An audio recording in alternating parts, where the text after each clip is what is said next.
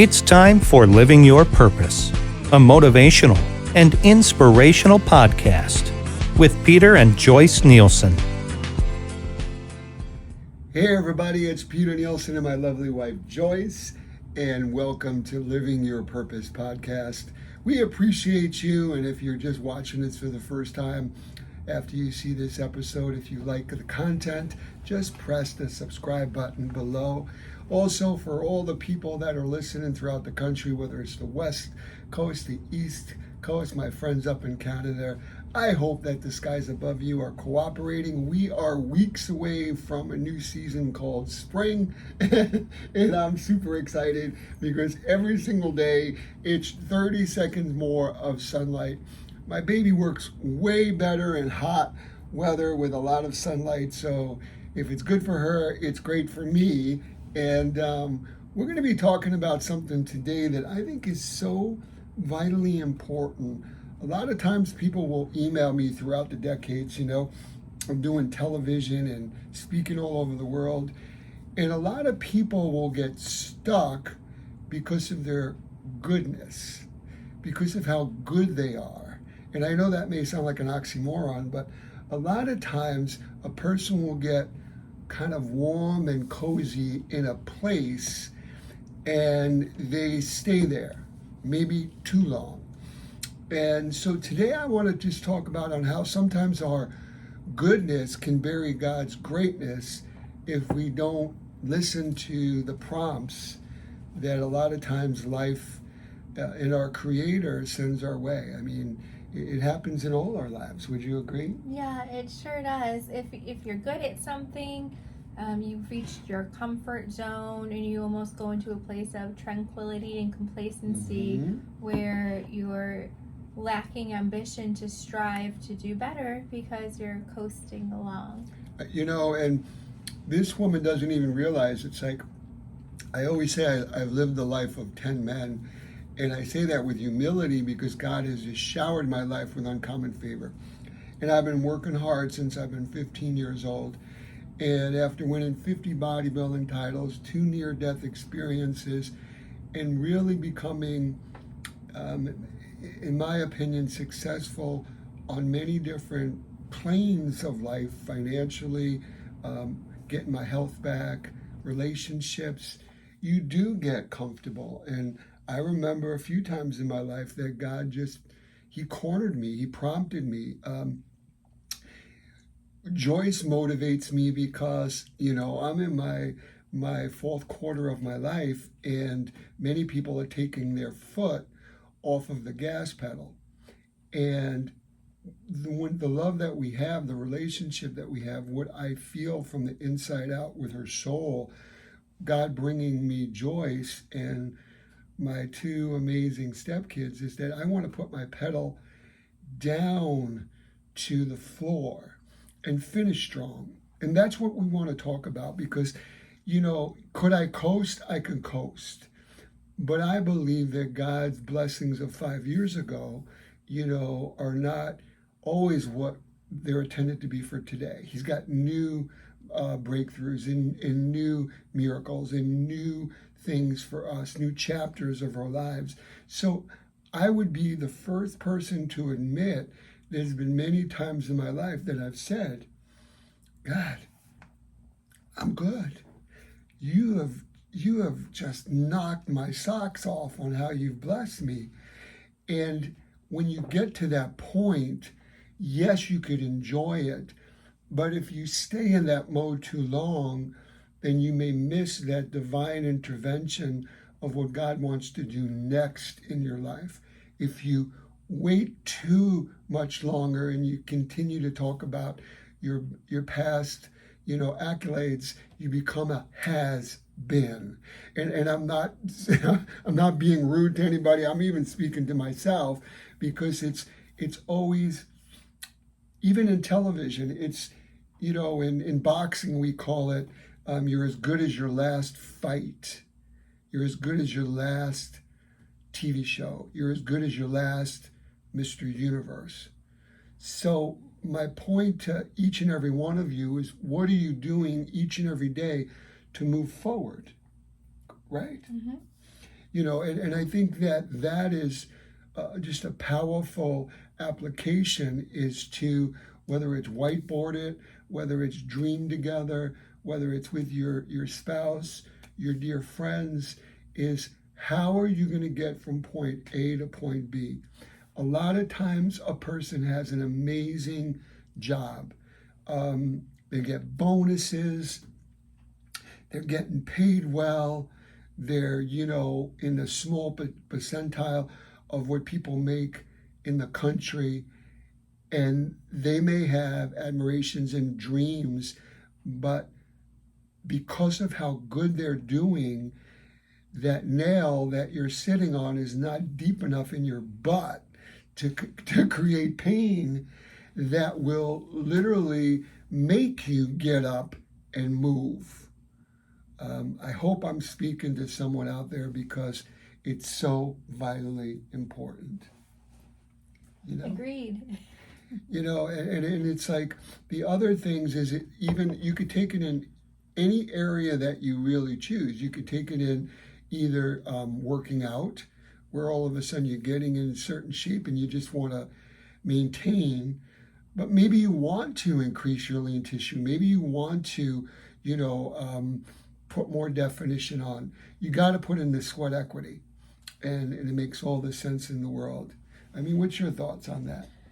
My thoughts are, people have lots of reasons for not wanting to push themselves further, and I think one of the prominent ones would be fear of failure. Yeah. And on that note, a lot of times people will not do something because they do feel they're going to fail. But I feel that, what do they always say? You are who your friends are. Try to associate yourself with people that have similar dreams or goals. People that are going to lift you up instead of tear you down. People that are going to talk life into you instead of dim your light. The motivating factors that I even said a moment ago about Joyce, that's how I feel about even, God, meaning it's like God motivates me because he constantly feeds me ideas and dreams that are in my heart. And then it's up to me, with this little thing called free will, for us to get off of our butt and to make that happen.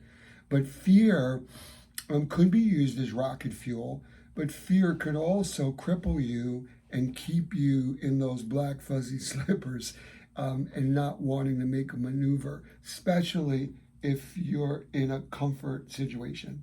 Yeah. Another thing that you could do is just assess, what is my risk of settling? And you could break it down to looking for what the long-term results would be if you didn't go ahead, like especially if you're debating maybe changing into a new career where you're comfortable now, you're good at what you do, but you have the potential and this opportunity out there to become so much more, and maybe bring you closer to pursuing your passion and fulfilling your purpose.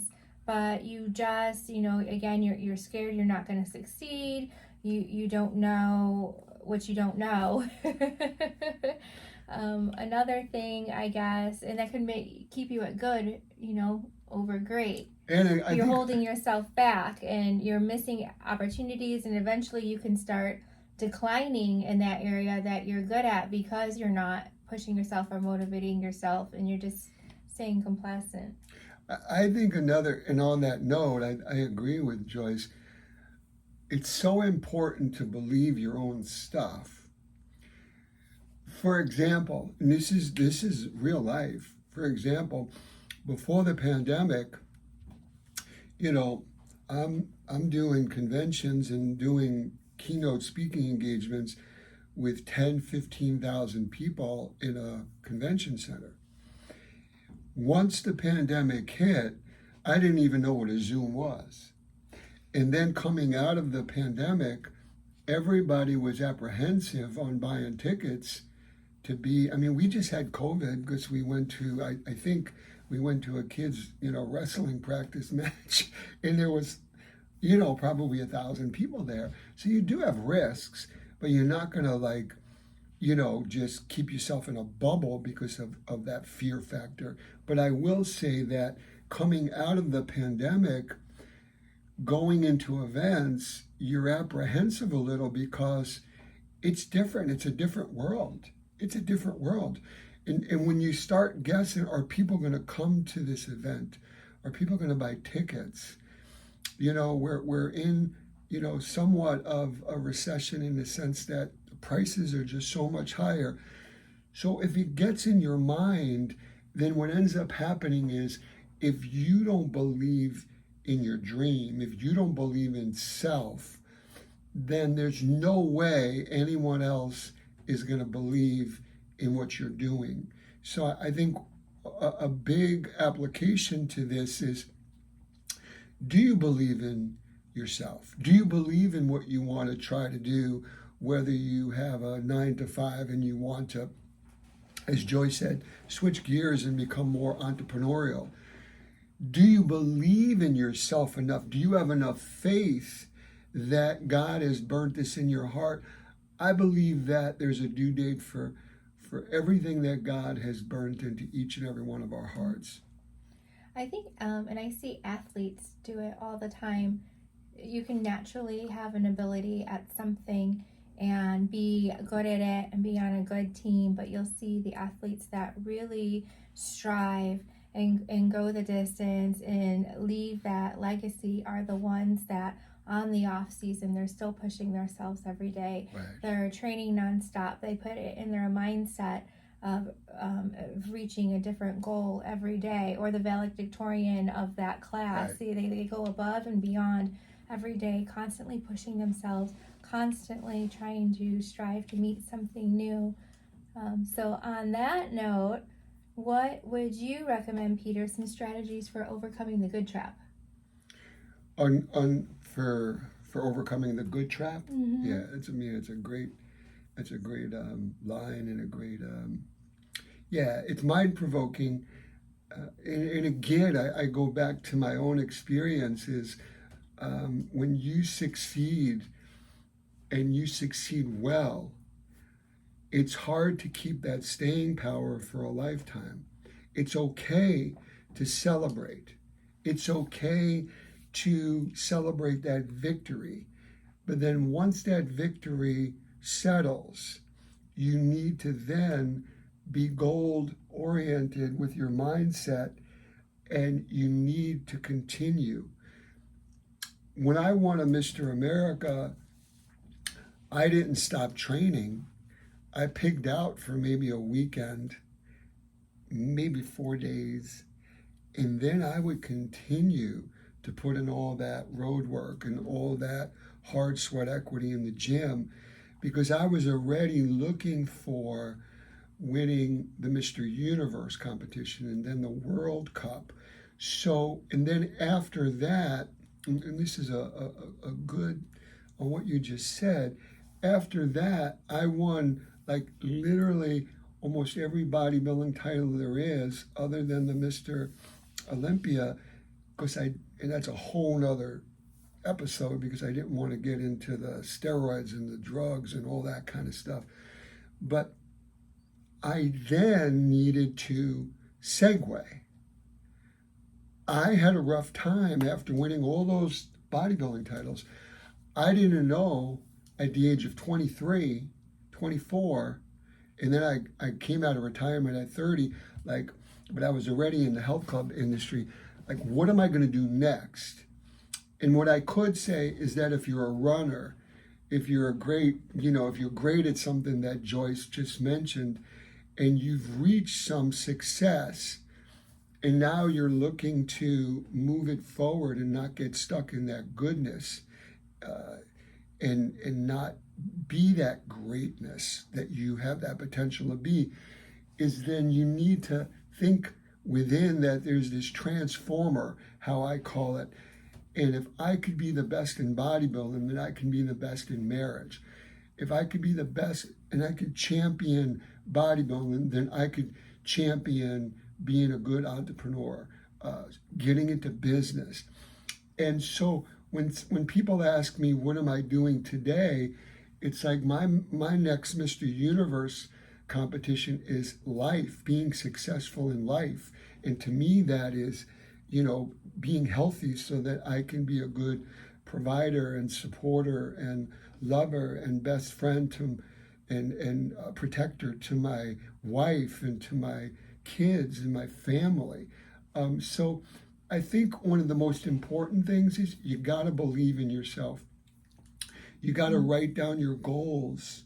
You got to speak it. You got to speak it. Someone like Joyce and I, we have such beautiful conversations, but a lot of times it's just in my mind. When I have a conversation with you, really, when I have a conversation with you, it comes out of my... I'm afraid to ask what I say in your mind. No, but the beautiful thing is, follow me, everybody, and this is important. So many times, God, He impregnates me with an idea. And I dwell on it for a while, and then if I didn't love her the way I love her, some of the ideas that her and we've talked about, I would feel foolish to even bring it up to her.